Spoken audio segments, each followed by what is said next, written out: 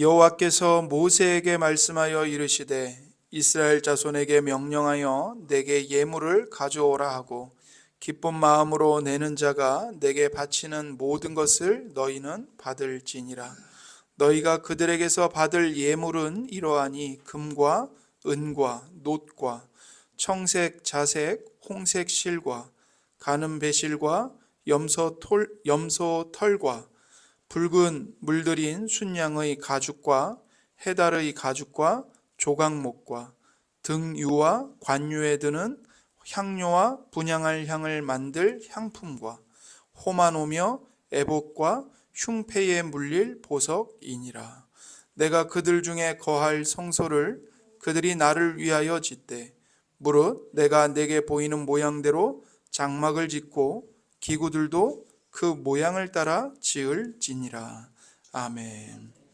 이는 살아계신 하나님의 말씀입니다. 오늘도 우리에게 말씀하시는 하나님께 감사합니다.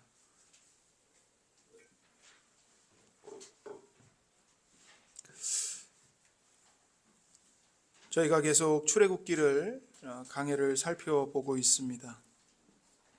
출애굽기는 하나님께서 하나님의 백성을 어떻게 당신의 백성으로 구원해 내시는가, 하나님의 구원 역사를 기록해 놓은 거룩한 책입니다. 그런데 그 출애굽기는 재밌게도 그 이야기가 건축으로 시작해서 건축으로 끝납니다. 출애굽기 1장 11절 말씀을 나눠드린 종이를 한번 보십시오. 성경 구절에 보시면 출애굽기 1장이 이렇게 시작을 합니다.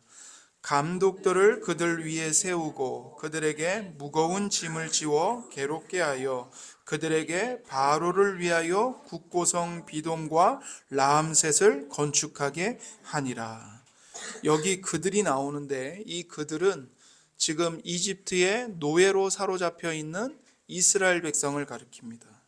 그래서 이집트 왕 바로, 즉 파라오가 이스라엘 민족을 노예로 사로잡아서 이집트 왕 파라오의 집을 건축하는 것으로 지금 출애굽기가 시작되고 있습니다.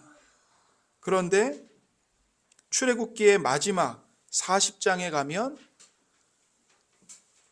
이스라엘 백성들이 하나님의 집인 성막을 완성하는 것으로 출애굽기가 끝납니다. 그렇게 해서 출애굽기는 건축으로 시작해서 건축으로 끝나는 거죠. 그래서 출애굽기 1장에서는 이스라엘의 주인이 누구였습니까? 이집트의 왕 파라오였죠. 그래서 노예로 사로잡혀 있기 때문에 이스라엘이 그들이 섬기는 파라오의 집을 건축하고 있었습니다. 그러던 이스라엘은 출애굽기 40장에서는 이제 하나님의 집을 완성해요. 하나님이 이스라엘을 이집트의 노예에서 하나님의 백성으로 구원하셨기 때문입니다. 파라오의 집을 지었던 이스라엘이 이제 하나님의 능력으로 이집트에서 건짐을 받아서 이 시내산에까지 왔죠. 그리고 이제 출애굽기 24장에서 하나님과 이스라엘이 서로 언약을 맺습니다. 이스라엘이 하나님의 백성이 되는 언약식을 체결하죠.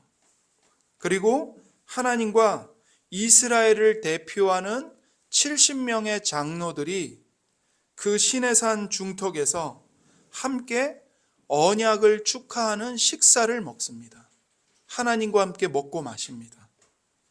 그리고는 이제 모세 혼자 시내산 정상에 올라가서 40일 동안 하나님께 말씀을 받아요.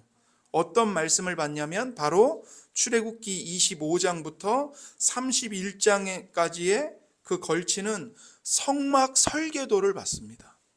성막과 성막 안에 있는 모든 기구들을 어떻게 만들어야 하는지 그 설계도를 하나님으로부터 계시를 받아요. 그리고 나서 이제 이스라엘은 자기들의 새로운 주인이신 여호와 하나님을 위한 집을 짓는 것입니다.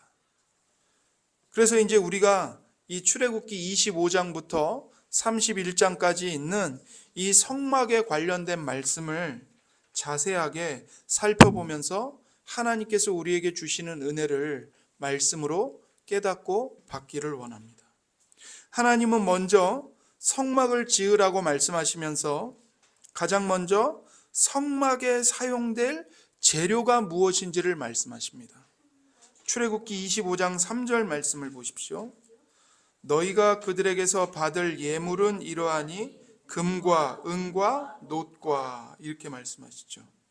제가 나눠드린 그 종이에 맨 위에 성막 그림이 있는 거 보이시죠?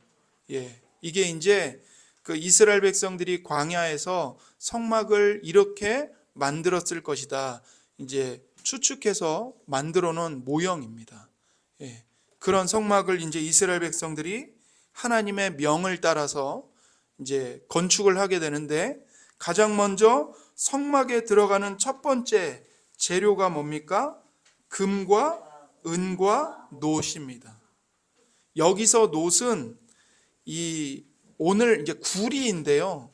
오늘 우리가 아는 구리는 그 금색과 비슷한 구리를 보통 우리가 떠올리죠. 그런데 여기서 말하는 구리는 노란색의 구리가 아니고 푸른색을 띠는 청동을 말합니다. 청동. 그래서 푸른 구리를 뜻하는 거예요. 그래서 그런 광석물을 먼저 준비하라고 합니다. 그러니까 금과 은과 이 청동은 매우 귀한 거죠. 값비싼 겁니다.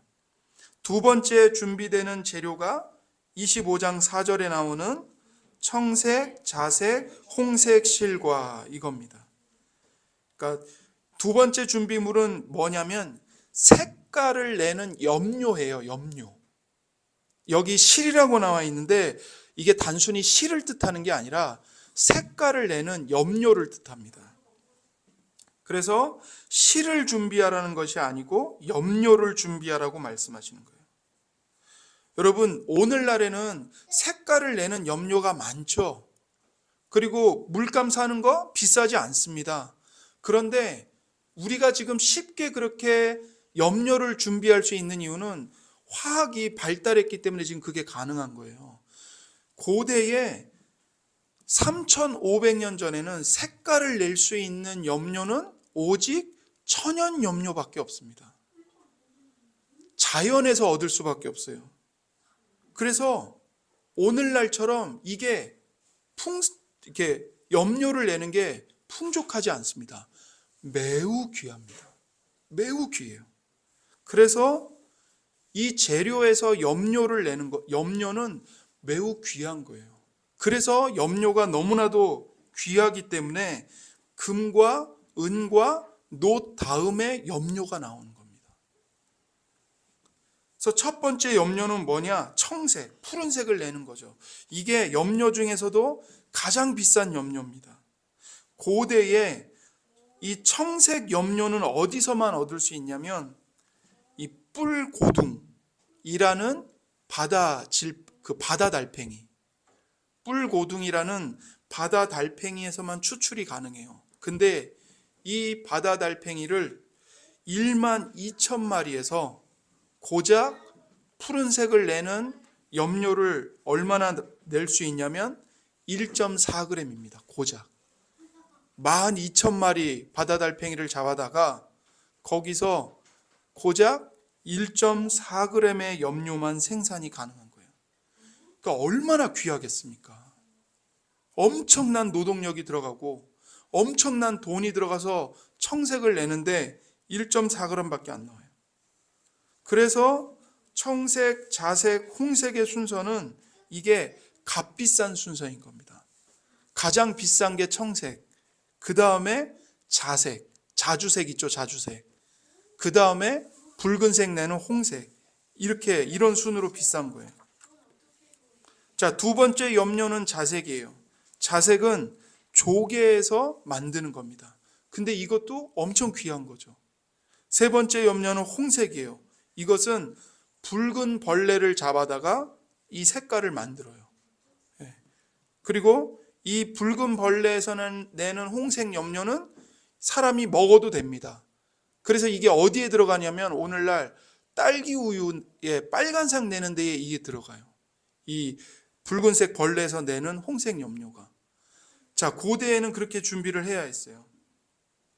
출애굽기 이제 25장 4절에 보면 세 번째 준비물이 나옵니다. 그게 뭡니까? 가는 배실입니다. 오늘날에는 실이 귀하지 않지만 3,500년 전에는 실도 매우 귀했어요. 이게 쉽게 낼 수 있는 게 아니거든요. 배실이라고 그러죠. 배는 삼배를 뜻합니다. 즉 대마포, 대마의 줄기에서 실을 뽑는 거예요. 그런데 이 배에서, 그 대마포에서 줄기, 실을 뽑는데 이거를 가는 배라고 말씀하십니다. 가는 배. 굵은 배가 아니고. 그러니까 세마포는 삼배보다 더 가는 아마포, 즉 모실을 뜻하는 겁니다. 그래서 실의 밀도에 따라서 굵은 삼배는 가격이 저렴하죠. 그러나 실이 가는 모시는 그만큼 비쌉니다. 실을 내기가 쉽지가 않기 때문에. 근데 그 가는 배실, 비싼 그 가는 배실을 준비하라고 하시는 거예요. 자, 이제 네 번째 준비물입니다. 출애굽기 25장 4절과 5절입니다. 염소털과 붉은 물들인 순양의 가죽과 해달의 가죽과 조각목과 이렇게 말씀을 하고 있어요. 자, 네 번째 준비물이 뭐냐? 가죽입니다. 가죽. 염소의 가죽, 붉은 물들인 순양의 가죽, 해달의 가죽을 준비하라는 거예요. 해달은 돌고래를 뜻합니다. 돌고래의 가죽입니다. 그래서 이 세 종류의 가죽이 이제 성막을 덮는 성막의 덮개로 만들어지는 거죠. 다섯 번째 준비물은 바로 나무입니다. 조각목. 우리 이 한글 성경은 조각목이라고 번역을 했는데 이게 이제 고대 근동 지역에서 자라는 아카시아 나무를 가리킵니다. 아카시아 나무. 근데 이 고대 근동 지역의 아카시아 나무는 이 매우 척박한 기후 속에서 사는 나무예요. 그러니까 그 기후 속에서 살아남기 위해서 가시가 매우 많고 또 벌레가 파먹기가 어려울 정도로 매우 단단합니다. 벌레가 쉽게 파먹지를 못해요. 그리고 그래서 이 아카시아 나무는 가볍고 단단하고 그 아카시아 나무로 뭘 만들면 그 내구성이 튼튼해요. 그렇기 때문에 이 아카시아 나무로 이제 성막에 관련된 나무 기구들을 만드는 거예요. 그리고 이 시내 광야에는 아카시아 나무가 많았습니다. 그러니까 아카시아 나무를 구하기가 쉽죠. 그러니까 이걸 쓰는 거죠. 그래서 성막에 이제 골격 프레임 재료로 이 아카시아 나무가 쓰입니다. 이제 여섯 번째 준비물은 출애굽기 25장 6절입니다. 등유와 관유에 드는 향료와 분향할 향을 만들 향품과 이렇게 말씀해요. 등불을 밝히기 위한 기름과 향품을 위한 향료를 준비하라는 겁니다. 그래서 이 기름은 보통 이제 뭐 깨나 이렇게 곡식에서 나오는 기름을 쓰기도 하고 동물에서 나오는 기름을 쓰기도 해요. 그런데 이 성막에서 쓰는 기름은 가장 비싸고 귀한 기름, 올리브유, 올리브를 짜서 나오는 기름으로 쓰는 겁니다. 자, 기름이 왜 중요한지는 이제 성막 강해를 하면서 이제 조금씩 나올 거예요. 이제 그리고 이제 그 향료를 이제 준비하라고 하시는데 고대 사회에는 염료와 마찬가지로 향료도 무척 대단히 비쌌습니다. 왜냐하면 오늘날에는 향수가 너무 많아서 향기를 구하기가 쉽죠. 그러나 고대에는 이 향료가 다 천연 제품이에요. 그러니까 향료를 얻는 게 매우 귀해요. 쉽지가 않아요. 엄청 비쌉니다. 그래서 향기를 내는 제품들은 그 당시에 보석과 다를 바가 없었습니다. 보석과 다를 바가 없었어요. 그래서 고대에는 동양과 서양이 서로 무역을 할 때 그 무역을 하는 중요 품목 중에 하나가 바로 향료였죠. 향기를 내는 것. 매우 귀하고 비싼 물품이었기 때문입니다. 자, 이제 7번째입니다. 출애굽기 25장 7절입니다. 호마노며 애복과 흉패에 물릴 보석이니라. 7번째 준비물, 호마노와 보석입니다. 자, 이 보석이 매우 귀한데도 마지막에 나온 이유는 이게 이제 제사장이 입어야 할 옷과 관련돼 있기 때문에 맨 나중에 언급이 된 거죠. 그래서 우리가 성막의 의미를 우리가 생각할 때 먼저 우리가 근거해야 할 게 뭐냐면 성막을 만드는 재료에 근거해서 성막의 의미를 살펴봐야 합니다.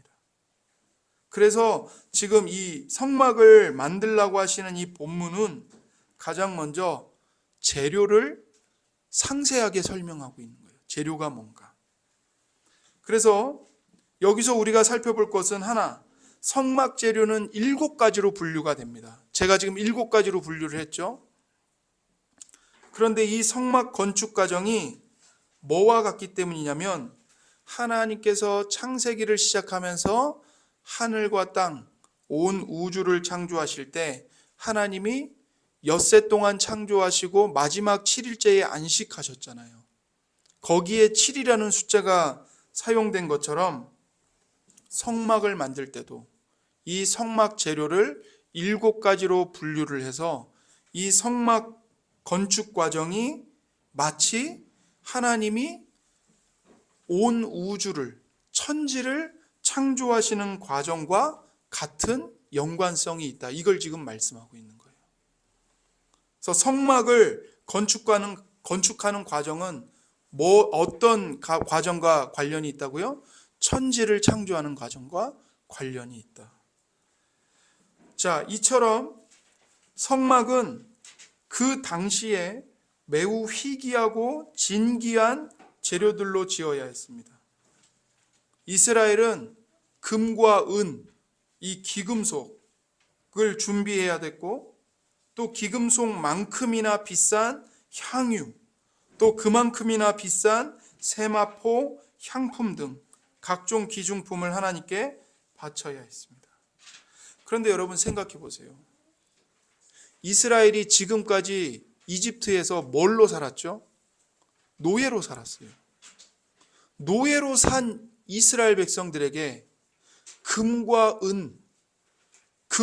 은만큼이나 귀한 향유, 향료, 염료, 실 이런 것들이 있었을까요?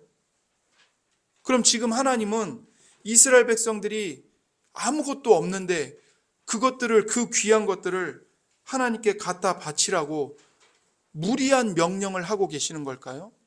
그게 아닙니다. 그게 아니야. 하나님이 지금 자기 백성들에게 큰 부담을 지우고 계시는 게 아닙니다. 실상은 그렇지 않아요.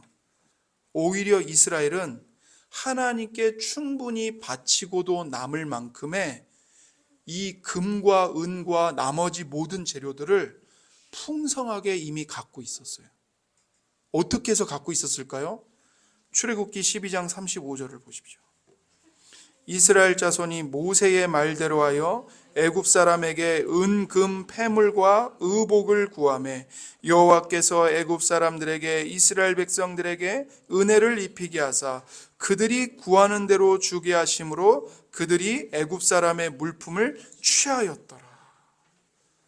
여기 뭐라고 돼 있어요? 이스라엘이 애굽에서 나오면서 그냥 빈손으로 나온 게 아니고 이집트 사람들한테 가가지고 받을 수 있는 은, 금, 폐물, 각종 의복, 좋은 것들을 다 가지고 나왔다는 거예요. 가지고 나왔다는 거예요.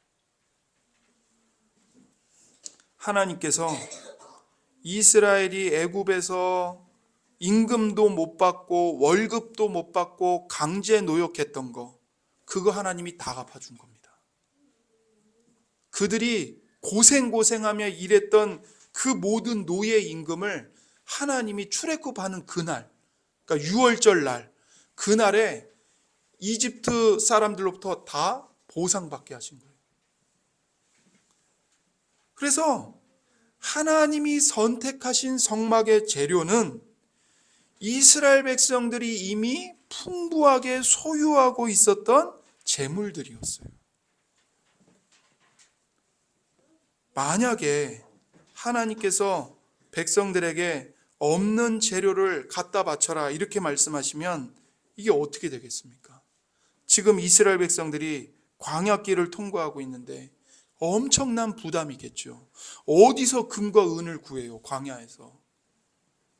그래서 하나님은 이스라엘 백성들이 성막을 손쉽게 지을 수 있도록 이미 그들이 가지고 있는 것으로 재료를 삼게 하신 겁니다. 또한 하나님은 성전이 아니라 성막, 즉 텐트를 지으라고 명령하셨어요. 돌로 된 건물이 아니고 텐트요. 짐승의 가죽으로 된 텐트.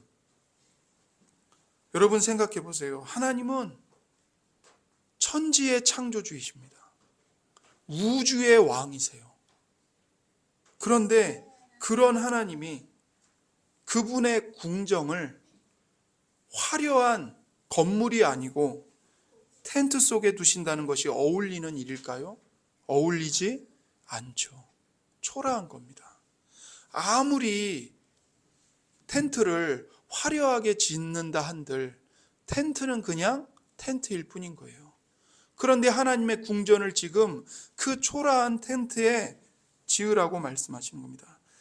여러분 성막 크기가 고작 몇 평 정도였냐면 오늘날로 하면 18평 정도밖에 안 돼요. 성막 크기가. 그 정도의 텐트예요. 근데 거기다 지으라고 하시는 거예요. 왜 그러셨을까요?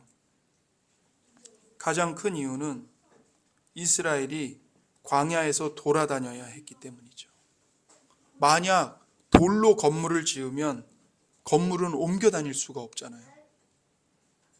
그래서 하나님은 옮겨 다닐 수 없는 돌로 된 성전을 지으라고 명령하시는 것이 아니고 언제든지 들고 이동할 수 있는 텐트를 지으라고 말씀하시는 겁니다. 왜 그럴까요?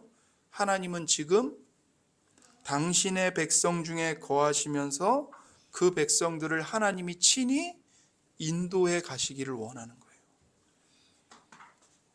건물을 짓게 해서 백성들이 오도 가도 못하는, 움직이지도 못하는 백성들의 발목을 잡는 하나님이 아니라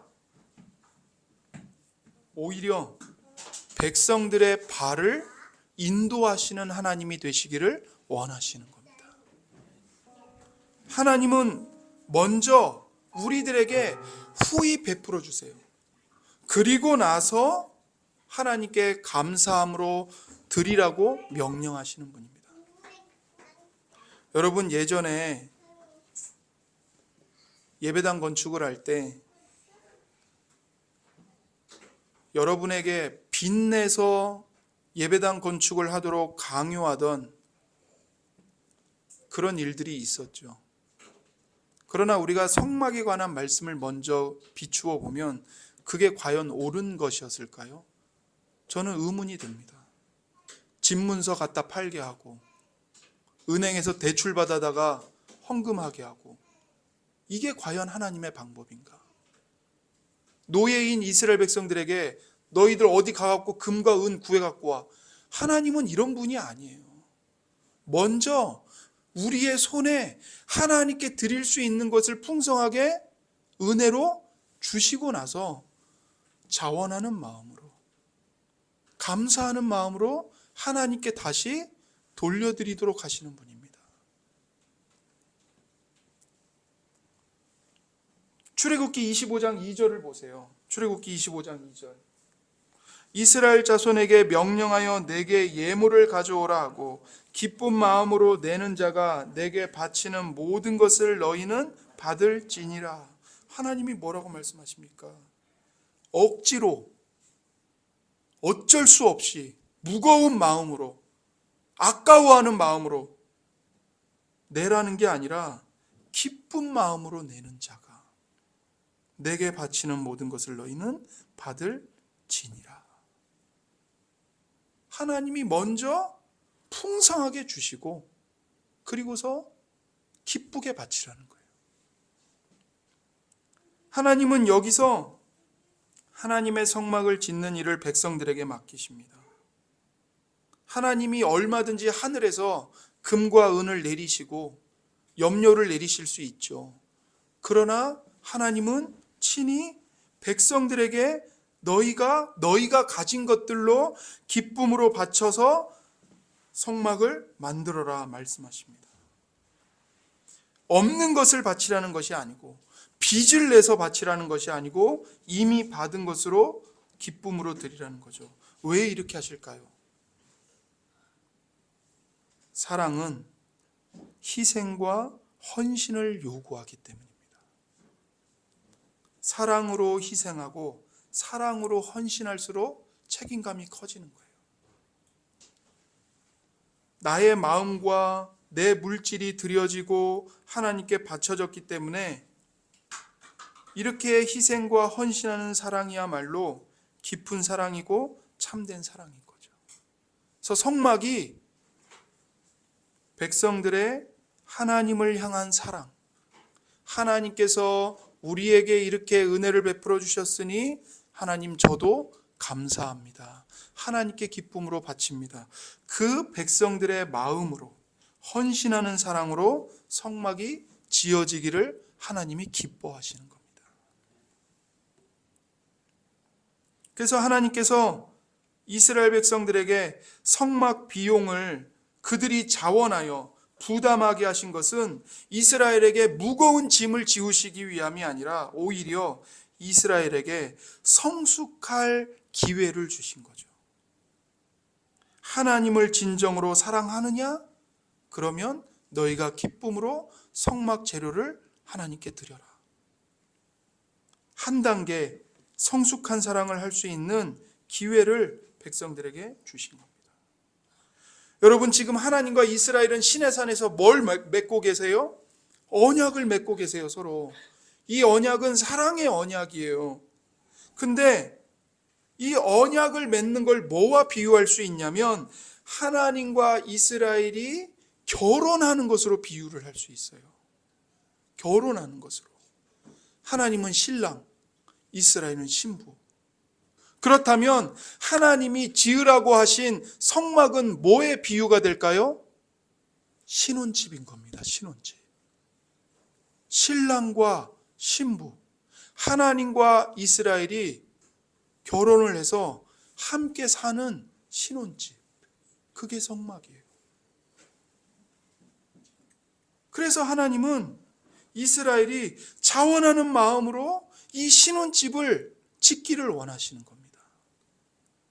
이 성막에서 나와 너희들이 함께 만나자. 나는 이 성막에서 너희들과 함께 교제하고 싶다. 사귀고 싶다. 함께 살고 싶다. 이 말씀을 하고 계시는 거죠. 그래서 하나님이 이 성막을 지을 수 있는 충분한 양의 재료들을 애굽에서 가지고 나오게 하시고 하나님께서 먼저 이스라엘 백성들에게 풍성한 재물을 주시고 그것들 가운데 일부를 너희가 기뻐하는 마음으로 하나님께 바쳐라 하시는 거예요. 그래서 출애굽기 25장 8절을 보세요. 내가 그들 중에 거할 성소를 그들이 나를 위하여 짓되.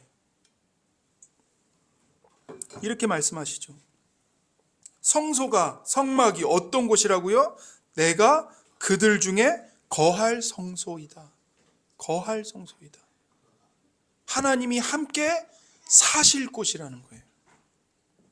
그것을 이제 성소라고 부릅니다. 성막의 또 다른 이름이 성소예요. 다른 말로 하면 거룩한 장소라는 거죠. 거룩한 장소, 성소. 그래서 성막은 거룩하신 하나님이 거주하시는 구별된 장막인 거예요. 그래서 성막은 그 거룩함을 강조해서 성소라고도 불리는 겁니다. 그 다음에 출애굽기 25장 9절을 보겠습니다. 하나님이 말씀하시죠. 물은 내가 내게 보이는 모양대로 장막을 짓고 기구들도 그 모양을 따라 지을지니라. 하나님께서 모세에게 성막의 원형을 보여주시는 겁니다. 성막의 실체를. 그리고는 모세로 하여금 그 모양을 따라서 성막을 만들어라 말씀하시는 거죠. 자, 아까 우리가 8절을 봤죠. 출애굽기 25장 8절. 거기에 내가 그들 중에 거할 성소라고 말씀하셨습니다. 여기에 하나님이 거하시겠다고 말씀하세요. 이 거한다는 말은 텐트를 친다는 말입니다. 텐트를 친다는 말. 그런데 여러분 생각해 보세요. 오늘날 우리 생각에 텐트는 어떤 곳이죠? 그냥 임시 거처일 뿐이죠. 우리가 어디 캠핑을 가거나 그러면 텐트를 치는데 그 텐트에서 계속 사는 게 아니잖아요. 2박 3일, 3박 4일 거기서 그냥 좀 쉬다가 다시 돌아오는 거잖아요. 그런데 오늘 우리에게는 잠시 머무르는 임시 숙소일 뿐이지만 그러나 3,500년 전 고대 근동 사람들에게 텐트를 친다는 말은 요즘 말로 하면 집을 짓는다는 말이에요. 집을 짓는다. 그들에게 텐트는 곧 집이기 때문입니다. 그래서 한번 텐트를 치면 별일이 없으면 거의 한 계절을 그 자리에서 보냅니다. 그리고 계절이 바뀌면 그때서야 텐트를 옮겨요. 그러니 여기 하나님께서 내가 이스라엘 가운데 거하겠다. 즉 텐트를 치겠다. 이 말씀은 잠시 같이 머물겠다는 뜻이 아니라 이제 이스라엘과 하나님이 한 식구가 되어서 같이 살겠다라는 뜻인 거예요. 결혼했기 때문에 같이 사는 거죠. 그래서 하나님과 이스라엘은 함께 살기 위해서 성막, 즉 텐트를 치시는 겁니다. 하나님은 왜 이렇게까지 이스라엘 가운데 거주하려고 하실까요? 출애굽기 24장에서 이제 하나님은 이스라엘의 남편이 되시고 이스라엘은 하나님의 신부가 되는 언약을 맺었기 때문입니다. 그래서 하나님은 이스라엘에 잠시 머물기 위해서 오신 게 아니고 이스라엘과 함께 살기 위해 오신 거예요. 하나님은 이제 언약 백성들 속에 거하시고자 하나님의 집을 이스라엘 가운데 짓기를 원하시는 겁니다. 그래서 이 성소, 즉 성막에서 하나님과 하나님의 백성들이 교제하기를 원하시는 거죠. 이렇게 하나님이 당신의 백성 가운데 거하시기를 원하셨기 때문에 광야 시대에서는 성막에서 하나님이 머무르셨고 이제 가나안 땅에 들어가 다윗이 왕이 되는 왕국 시대가 되잖아요. 그리고 솔로몬 왕이 되자 뭘 짓죠? 텐트가 아니고 성전을 짓죠. 성전을. 그 성전 가운데 하나님이 거하셨던 겁니다. 그러면 오늘날은 우리는 어떨까요? 지금 성막이 있나요? 없어요. 성전은요? 없어요. 하나님이 다 파괴시켰고 성막은 어디로 갔는지 몰라요. 찾을 수가 없어요. 그럼 오늘날 하나님은 어디에 계실까요? 바로 예수님. 예수님과 함께 예수님 안에 있는 우리들 가운데 머무십니다. 그래서 이제 예수님이 이 땅에 초림하셨죠. 갓난아기로 성육신하셨죠. 예수님이 오시고 난 다음부터는 그 성막이 바로 예수님이세요. 히브리서 9장 11절을 보겠습니다. 히브리서 9장 11절. 그리스도께서는 장래 좋은 일의 대제사장으로 오사 손으로 짓지 아니한 것 곧 이 창조에 속하지 아니한 더 크고 온전한 장막으로 말미암아 염소와 송아지의 피로 하지 아니하고 오직 자기의 피로 영원한 속죄를 이루사 단번에 성소에 들어가셨느니라. 아멘. 예수님이 오셔서 땅에 있는 장막이 아니라 염소와 송아지의 피가 아니라 오직 예수님의 그 거룩한 피로 영원한 속죄를 이루시고 단번에 영원한 성소에 들어가셨다는 거예요. 여러분 믿으십시오. 오늘 우리에게는 물질적인 성막이 없습니다. 더 이상. 어떤 성막인가? 신학적이고 영적인 성막만 있을 뿐입니다. 바로 예수님이세요. 바로 예수님. 그러니까 여러분, 지금 전쟁이 일어나고 있는 그 팔레스타인 땅, 이스라엘과 팔레스타인 사람들하고 지금 전쟁을 하는데 그 이스라엘에 하나님을 위해서 다시 예루살렘에 성전을 지어야 한다는 것, 옳은 말입니까? 틀린 말입니까? 틀린 말이에요. 잘못된 겁니다. 잘못된 신학이에요. 더 이상 예루살렘에 건물로 된 성전은 지어질 필요가 없어요. 왜요? 예수님이 그거를 폐하셨기 때문에. 예수님이 직접 성전으로 완성하셨어요.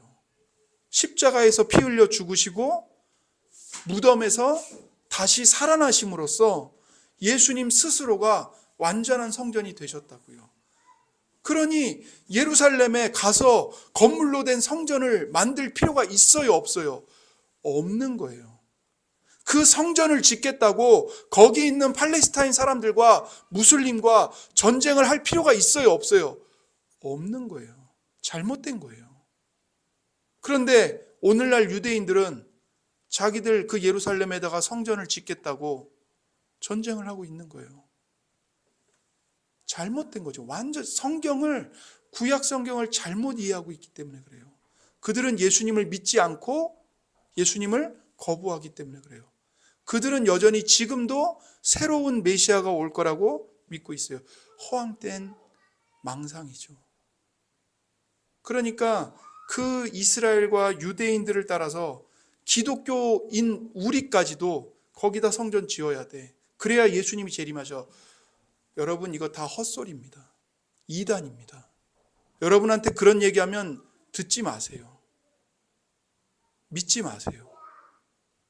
소위 백투더 예루살렘으로 돌아가야 한다느니 다 잘못된 신학입니다. 요한복음 1장 14절을 보세요. 말씀이 육신이 되어 우리 가운데 거하심에 우리가 그 영광을 보니 아버지의 독생자의 영광이요 은혜와 진리가 충만하더라. 보세요.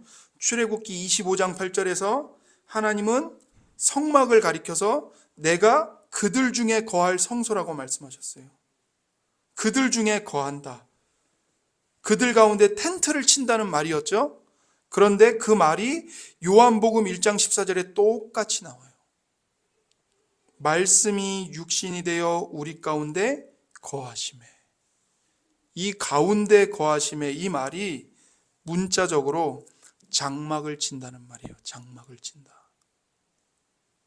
하나님께서 이스라엘 가운데 성막을 치셨는데 그 성막을 치신 일이 신약에서는 예수님이 오셔서 우리 가운데 거하시는 것, 예수님이 우리 가운데 성막을 치는 것으로 재현이 되는 겁니다. 재현이 되는 거예요. 예수님이 교회 가운데 성막을 치시는 것, 이게 바로 말씀이 육신이 되어 우리 가운데 거하셨다, 이 말 뜻입니다. 요한복음 14장 2절과 3절을 보세요. 내 아버지 집에 거할 곳이 많도다. 그렇지 않으면 너희에게 일렀으리라. 내가 너희를 위하여 거처를 예비하러 가노니 가서 너희를 위하여 거처를 예비하면 내가 다시 와서 너희를 내게로 영접하여 나 있는 곳에 너희도 있게 하리라. 자, 이 말씀은 예수님이 이제 십자가 죽음을 앞두고 그 고별 설교를 하신 거거든요. 근데 예수님이 제자들을 떠나시겠다고 말씀하세요. 그러자 제자들이 두려워합니다. 우리를 버리고 어디 가신단 말입니까? 근심하죠. 그런데 예수님은 도리어 내가 너희들을 떠나는 것이 너희들에게 유익하다라고 말씀하세요. 예수님이 십자가에서 죽으시는 거, 무덤에서 3일 만에 부활하시는 거, 하늘로 다시 올라가시는 거, 이 모든 과정들이 제자들을 그냥 버려두는 게 아니라 다른 목적이 있다고 말씀하십니다. 그 목적이 뭐냐? 아버지 집에 가서 너희들이 거할 거처를 예비하러 간다는 겁니다. 예비하러 간다. 그런 후에 예수님이 다시 돌아오시는 거예요. 이 돌아오시는 것이 바로 예수님의 재림이죠. 예수님이 돌아오시는 목적은 너희를 영접하여 나 있는 곳에 너희도 있게 하려 함입니다. 예수님이 지금 하늘에 계세요. 근데 장차 하나님이 정하신 그날에 다시 오실 겁니다. 왜 오세요? 예수님을 믿는 모든 제자들, 즉 모든 성도들을 다 예수님이 계시는 그 아버지 집으로 데려가시기 위해서입니다. 마치 이건 뭐를 연상하는 거냐면요, 신랑이 신부를 위한 거처를 아버지 집에 마련하는 관습을 지금 연상시키는 거예요. 결혼을 앞두고. 그러면 예수님이 돌아갈 아버지의 집은 무엇일까요? 바로 하늘에 있는 성전입니다. 하늘에 있는 성전. 요한계시록 21장 22절 말씀입니다. 성 안에서 내가 성전을 보지 못하였으니 이는 주 하나님 곧 전능하신 이와 및 어린 양이 그 성전이심이라. 여러분, 이 땅에는 성전이 있었죠. 근데 저 하늘에 성전이 있을까요? 있어요. 근데 사도 요한이 그 하늘에 갔는데 성전을 못 봤대요. 이게 무슨 말이에요? 성전이 있는데 성전을 못 봤어요. 왜 못 봤을까요? 더 이상 돌로 지어진 건물로 된 성전이 없기 때문에 그래요. 그러면 하늘에 있는 진짜 성전은 누구예요? 바로 이는 주 하나님, 곧 전능하신 이와 및 어린 양, 예수님, 삼위일체 하나님이 그 성전이시라는 거예요. 지상에 있는 성전은 금과 돌로 지어졌지만 하늘에 있는 하나님의 집, 하늘 성전은 전능하신 하나님과 어린 양이신 예수님이 성전 그 자체인 겁니다. 그래서 예수님이 뭐라고 말씀하세요? 내가 돌아와서, 내가 다시 와서 너희를 내게로 영접하여 나 있는 곳에 너희도 있게 하리라. 내게로 영접하여. 왜 예수님께로 영접해요? 예수님이 성전이시니까요. 그래서 예수님은 참 성전이신 삼위일체 하나님 안에 우리 모두가 함께 살도록 하시기 위해서 십자가에 못 박혀 죽으시고 무덤에서 제3일 만에 부활하시고 지금 하늘에 올라가 좌정하고 계시는 겁니다. 그리고 이제는 그것이 끝이 아니에요. 부활하신 예수님이 우리를 성전 삼아서 우리 안에 거하십니다. 그래서 성전은 두 가지예요. 하늘에 계시는 삼위일체 하나님, 그리고 이 땅에 있는 교회 공동체, 우리입니다. 요한복음 14장 23절을 보세요. 예수께서 대답하여 이르시되 사람이 나를 사랑하면 내 말을 지키리니 내 아버지께서 그를 사랑하실 것이요 우리가 그에게 가서 거처를 그와 함께 하리라. 예수님이 우리가 그에게 가서 거처를 그와 함께 하리라라고 말씀하세요. 여기서 말하는 우리는 누구일까요? 예수님, 성부 하나님, 성령 하나님, 삼위일체 하나님이십니다. 그래서 우리라고 말씀하시는 거예요. 그러면 우리가 그에게 가서 거처를 그와 함께 하리라. 그는 누구일까요? 이것은 바로 땅에서 예수님을 사랑하여 예수님의 계명과 말씀을 지키는 성도들, 교회, 우리 공동체. 아들 되신 예수님, 아버지 되신 하나님, 보혜사이신 성령님, 즉 삼위일체 하나님께서 예수님의 부활 이후에는 예수님을 사랑하여 계명과 말씀을 지키는 모든 성도들에게 오셔서 거처를 함께하고 계신다는 말씀이에요.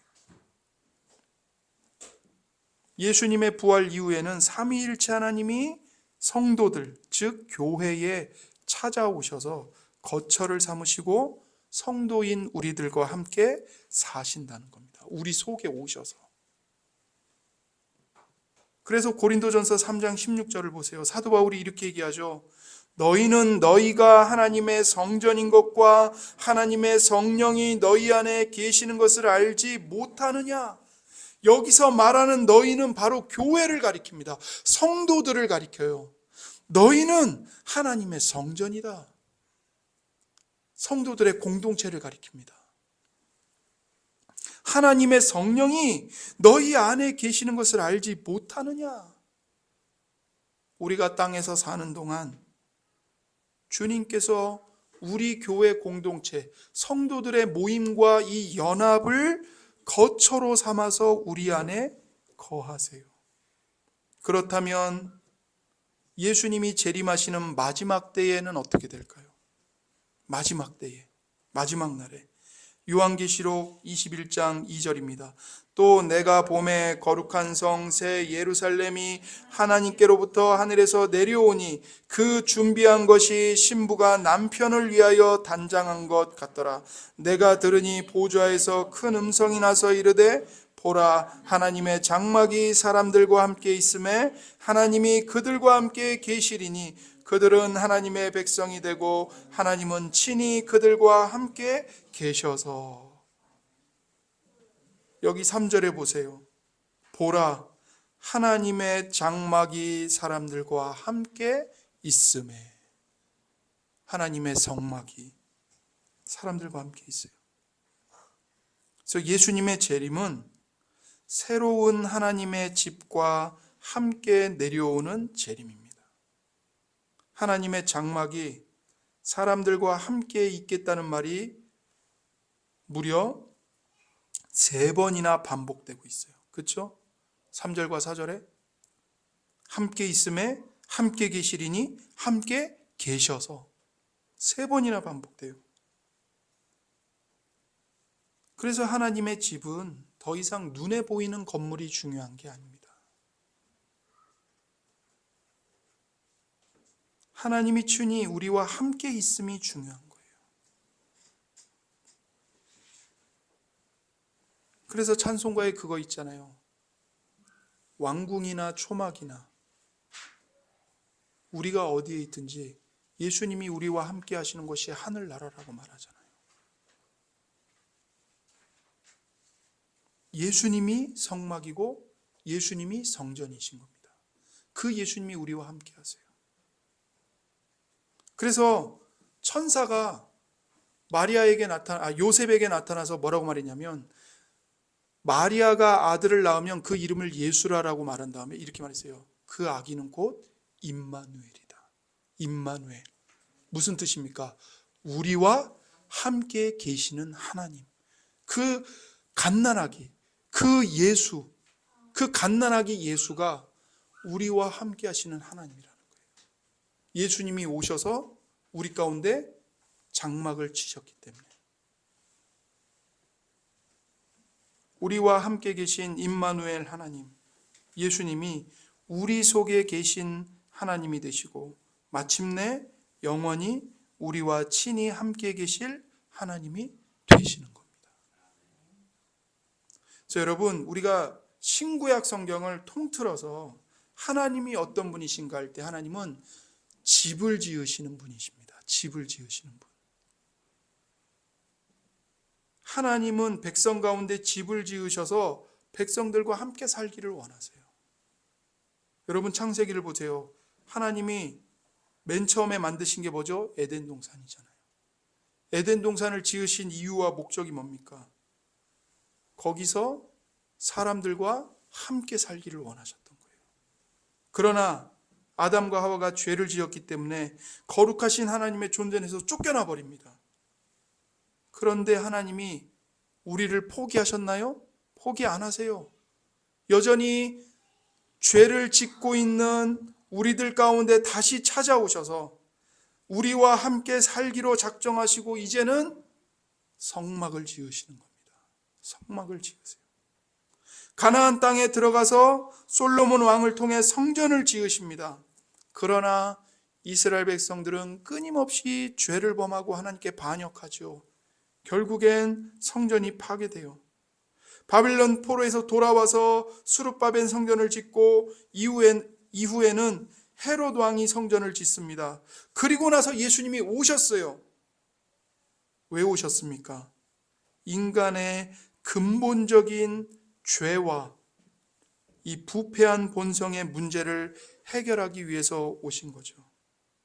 예수님이 오셔서 예수님 스스로 완전한 성막이 되어 주셨습니다. 그리고는 우리와 함께 거하십니다. 그래서 예수님은 우리와 함께 하시는 하나님, 바로 임마누엘이시죠. 그 예수님이 날마다 그분이 십자가에서 흘린 보혈로 우리의 마음과 우리의 몸을, 우리의 영혼을 날마다 깨끗하게 씻으십니다. 하나님과 함께 살 수 있도록 하시기 위해서요. 앞으로 우리가 이제 출애굽기 성막을 강의할 텐데 이걸 통해서 알아야 할 게 있습니다. 그게 뭐냐면 하나님이 얼마나 우리와 함께 동거하고 싶어 하시는 분인가, 하나님이 얼마나 우리와 함께 살고 싶어 하시는 분인가, 그 하나님의 마음을 깨닫는 겁니다. 이게 정말 중요합니다. 그래서 성경의 역사는 하나님의 집이라는 관점에서 봤을 때 죄짓고 아버지의 집에서 쫓겨난 자녀들, 그 아버지와 도저히 살 수 없는 자녀들을 아버지가 어떻게 해서든 집으로 돌아오게 해서 그 자녀들과 함께 살려고 몸부림치시는 하나님 아버지의 역사입니다. 여러분과 제가 이 하나님 아버지의 사랑과 우리를 향한 하나님의 몸부림을 안다면 이전처럼 살 수 없어요. 이전처럼 내가 주인이 되고 내 왕국 만들고 내가 좋아하는 거, 내가 내 인생의 목적을 정해놓고 내 마음대로 사는 거, 그럴 수 없는 겁니다. 하나님이 어떻게까지 우리를 사랑하시는가, 어떻게까지 우리를 우리 죄에서 구원하시는가, 이것을 우리가 안다면 그럴 수 없는 거죠. 예수님이 탕자 비유를 이야기하셨죠. 거기에 나오는 아버지를 생각해 보십시오. 아버지를 버리고 나가서 허랑방탕하다가 다 잃어버리고 거지꼴이 되어서 돌아온 아들, 그 아들을 아버지가 벗은 발로 뛰어가서 입 맞추고 껴안고 옷 갈아입히고 신발 신기고 손에 가락지 끼우고 아들의 지위를 회복시키고 나와 함께 살자, 집으로 데리고 들어갑니다. 우리를 부르시고 우리를 구원하시는 하나님이 바로 그 아버지이십니다. 여러분, 그 아버지께서 여러분과 저를 위해 예수님을 보내주셨습니다. 이 시간 예수님께 나아가 우리가 함께 기도하기 원합니다. 우리가 가지고 있는 죄 예수님께 자복하고 이 땅에서 우리가 겪는 고통과 아픔 예수님께 다 털어놓으십시오. 그리고 예수님께 도와달라고, 예수님 나를 붙잡아 달라고, 내가 끝까지 믿음을 지키고 끝까지 하나님 사랑하고 이웃 사랑하며 하나님의 거룩한 자녀답게 살 수 있도록, 예수님과 함께 살 수 있도록 하나님 아버지 붙잡아 달라고, 예수님 나를 용서해 주시고 나를 거룩하게 해달라고 이 시간 함께 기도하겠습니다.